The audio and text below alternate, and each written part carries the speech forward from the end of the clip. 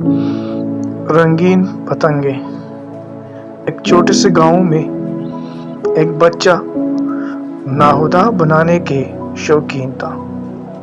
اس کا نام زاہد تھا، جو ہر بار ایک نئے رنگین پتنگ بنانے کے لیے گاؤں کی کھیتوں میں دوڑا کرتا تھا۔ ایک دن اس نے ایک خصوصی پتنگ بنائی جس کی ہر پٹی مختلف رنگوں میں چمک رہی تھی۔ وہ گاؤں کے لوگوں کو اپنی انوکھائی دکھانا چاہتا تھا۔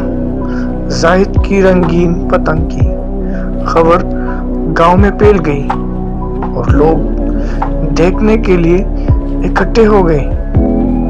جب پتنگ اڑنے لگی، گاؤں میں رنگ بھر گیا اور ہر طرف خوشیوں کا منظرنامہ نظر آیا۔ لیکن اچانک ایک چھوٹا سا بچہ آیا اور زاہد سے بولا، بھائی، یہ پتنگ بہت خوبصورت ہے، مگر کیا یہ سب لوگ اسے دیکھ سکتے ہیں؟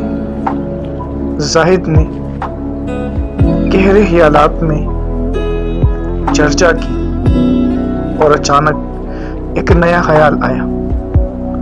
اس نے دوسری مختلف رنگوں کی پتنگیں بنانے کا فیصلہ کیا اور گاؤں میں ہر کسی کو اپنی مخصوص پتنگ ملنے لگی۔ تو اس کہانی کا موضوع سبق یہ ہے کہ اس سے ہمیں یہ سکھایا ہے کہ ہر انسان اپنی انوکھائی اور خصوصیات کو دوسروں کے ساتھ بانٹ کر مل کر خوبصورتی بڑھا سکتا ہے۔